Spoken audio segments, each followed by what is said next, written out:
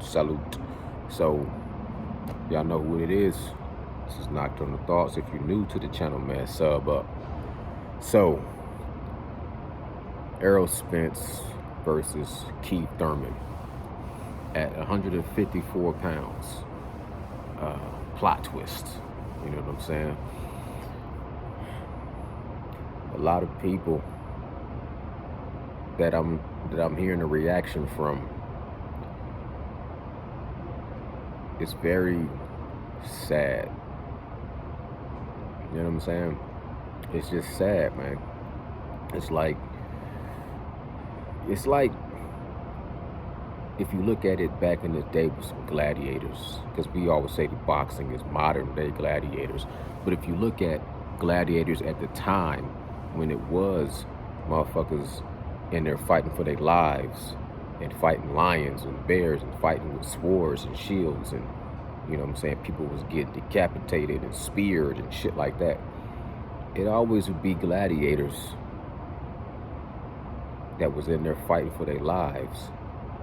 But then you would have all these citizens, civilians, pedestrians, low-class individuals that would be fucking throwing cabbage and lettuce and potatoes and turnips and, you know what I'm saying, shit they didn't fucking harvested. I guess it's the rotten shit, the shit that they ain't gonna eat. And they take it, they throwing it at the motherfuckers and they booing them and, you know what I'm saying, fuck you. And, you know, maybe the females is flashing their titties. They want to, you know what I'm saying, hook up with all the gladiators. But it's always like these lower class individuals that up in arms and throwing lettuce at somebody that if you was in the arena with them, you already have your head chopped off. It's weird to me how you can have such an issue with Errol Spence fighting Keith Thurman because it's at 154. And, oh, I'm hearing people say, oh, Errol Spence, he said he would never fight Keith Thurman. Never, ever, ever. Take the L out of Lover, it's over. I'd never fight him. And he's not a man of his word. He's not the truth. He fighting Keith Thurman. And I'm like, true, he did say he would not fight Keith Thurman. But you mad at this dude for fighting the dude because he said he wouldn't fight him? But if you a Terrence Bud Crawford fan, you not mad that he's not fighting the dude that he said he been wanting to fight? It's just weird to me. Like when Terrence Bud Crawford decided not to fight Errol Spence, and he went with the BOK Prime to fight David Anavastasian. When he made that move, and people was calling him a Duck Dynasty and DuckTales, and you know what I'm saying, you know, whatever the case may be. To me, I'm like, you know what? I can understand the strategy behind that move. I just don't salute it because I want to see him fight for Undisputed and fight Errol Spence. But I understand the move that he made. The business, you know what I'm saying? Him trying to put a team back together that he's trying to, you know, he's trying to put himself in position to survive, to make money, to go into an even playing field, because he was outgunned in business-wise, he was outgunned. You know what I'm saying? Like, he was trapped. Like, people say, oh, some people say this, Errol Spence playing chess, Terrence Bud Crawford playing checkers. Or then some people say Terrence Bud Crawford playing chess and Errol Spence is playing checkers. And I'm like, they both playing chess. They both playing chess. You know what I'm saying? They both trying to checkmate each other. First of all, they both trying to be kings. Ain't neither one of them dudes on a king level. They gladiators, they warriors, and maybe knights. They not pawns. It's like pawns is talking shit about what the knights and the bishops can do. They like knights and they like bishops. They not the kings. The kings will be the Al Haymans and the Bob Arons and the Eddie Hearns and you know what I'm saying, guys in that level of the game, the powers that be. But they fought their way from pawn up to like a knight status. You know what I'm saying? They can. I feel like they should be able to move around on the chessboard a little bit better.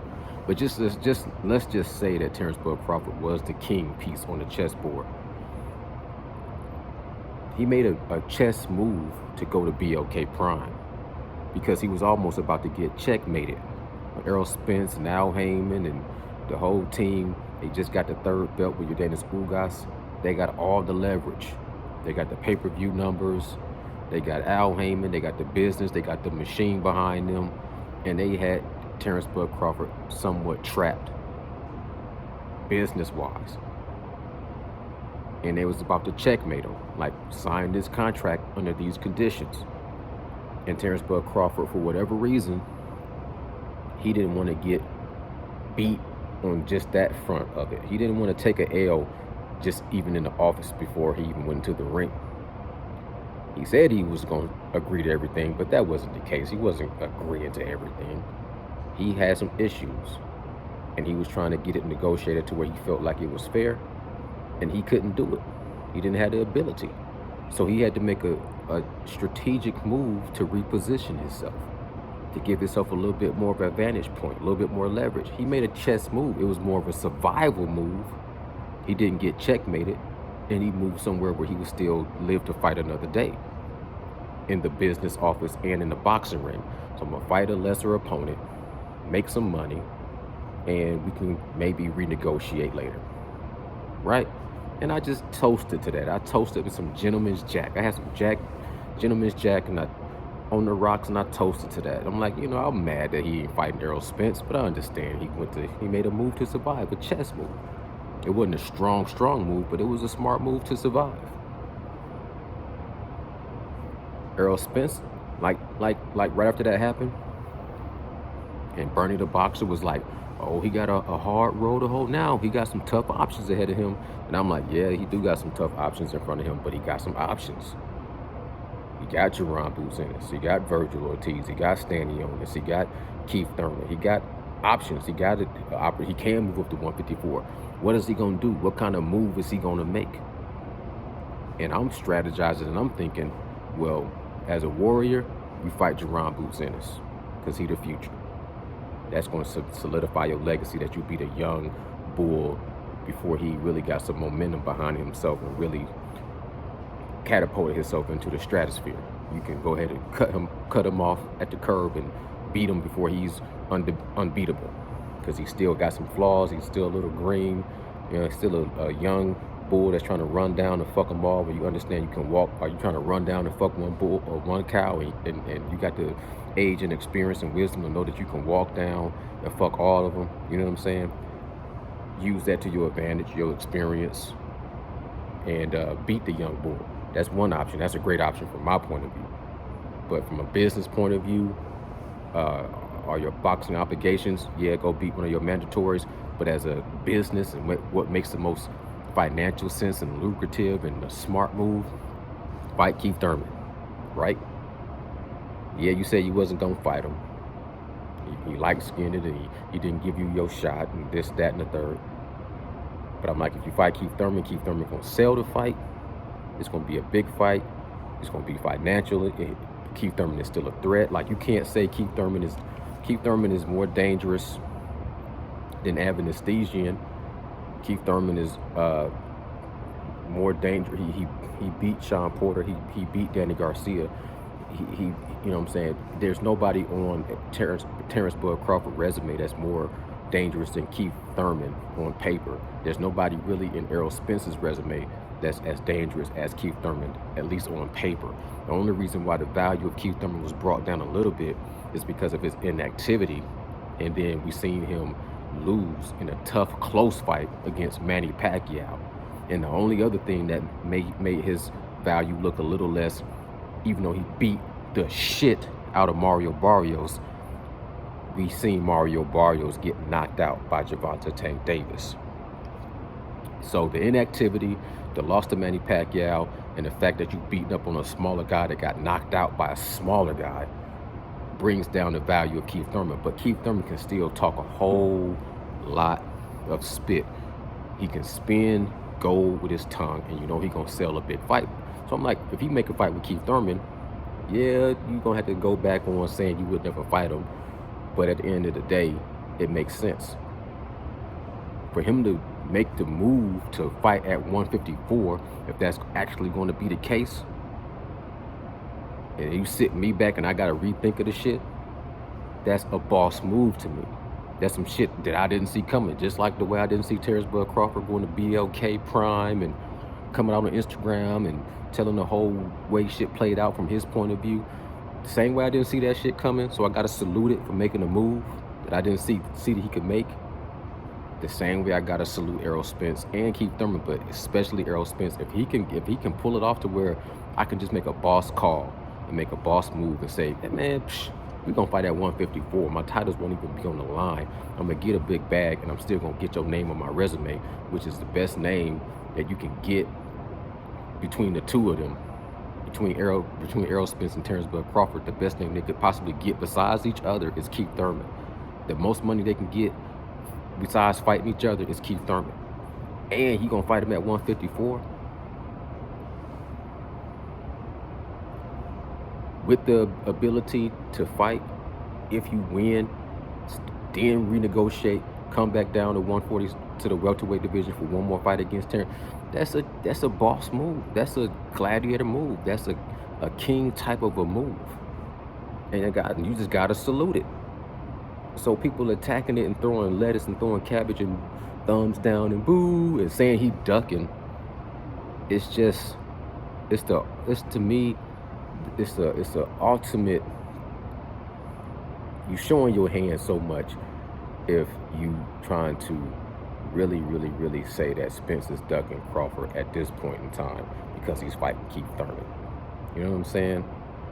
Like, I still haven't went on the record and called Bud a duck, even though he obviously maneuvered out of the fight with Errol Spence.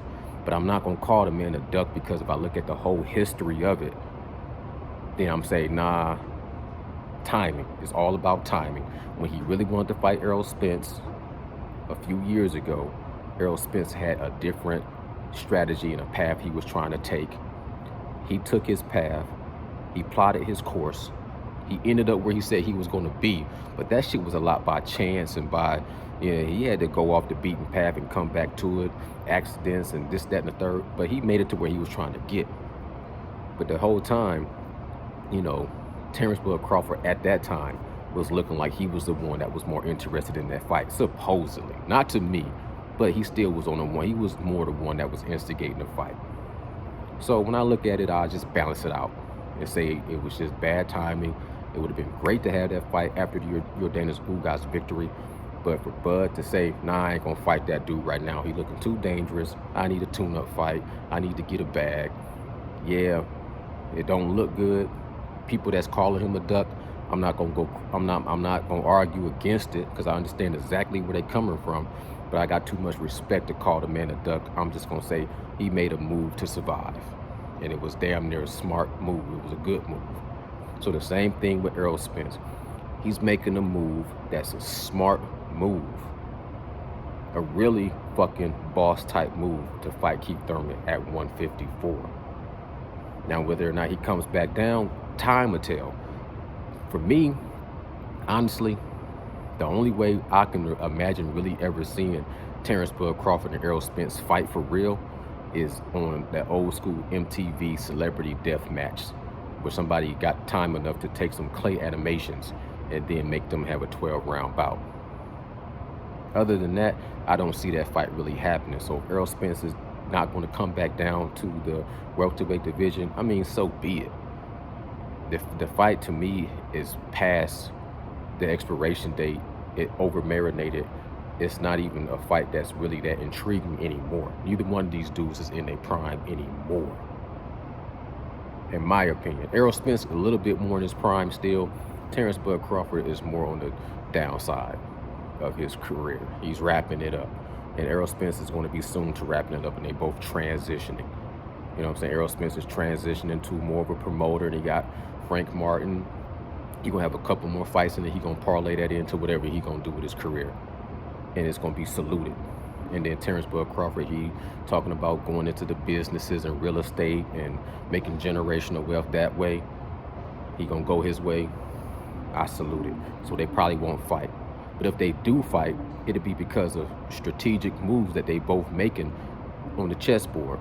So for Errol Spence to go up to fight Keith Thurman at 154 and wrap up that unfinished business and put that name on his resume, and if he beat him and if he knock him out, if he was to come back down to come back down to the welterweight division and challenge Terrence Bud Crawford, that's a checkmate type of a move. And then it's going to be like, the ball is in your court. Now what you going to do? And if Terrence Bud Crawford can make another dope move, we'll see. But at the end of the day, as a fan of the sport, I'm not throwing tomatoes and lettuce at these dudes. I'm just watching and I'm peeping game, and I'm saying, hey, I see what I see what that is. That's smart. That's slick. That's dope. I salute. Or I don't agree with that. Let's see what your next move gonna be, because you got to make your next move your best move. That's just my thoughts on it. People is crazy. People going way too overboard trying to convince other people that Spence is ducking Bud at this point in time. That's ridiculous. And I felt like people went way overboard calling Bud a duck because it was obvious that he was, you know what I'm saying, avoiding that fight at that time. At that time. But if I look at the overall time of it, I'm just say they both was trying to strategically put themselves in positions that just wasn't happening. And in that point, in the business of it, and the powers that be, and timing, and blah, blah, blah, blah, blah, then I'm not going to call Bud a duck, even though it was obvious to me that the reason why the fight didn't happen at this point in time, right after Yordenis Ugas, and when they was really negotiating, the reason why it didn't happen is because Terrence Bud Crawford didn't want it to happen. You know what I'm saying? That's it. That's all. You know what I'm saying? That's all I gotta say about it. Y'all let me know what y'all gotta say about it. Leave me a comment in the comment, and leave me a thumbs up. And if you're new to the channel, Nocturnal Thoughts, subscribe to the channel. I'm gone. Salute, salute, salute. Bow.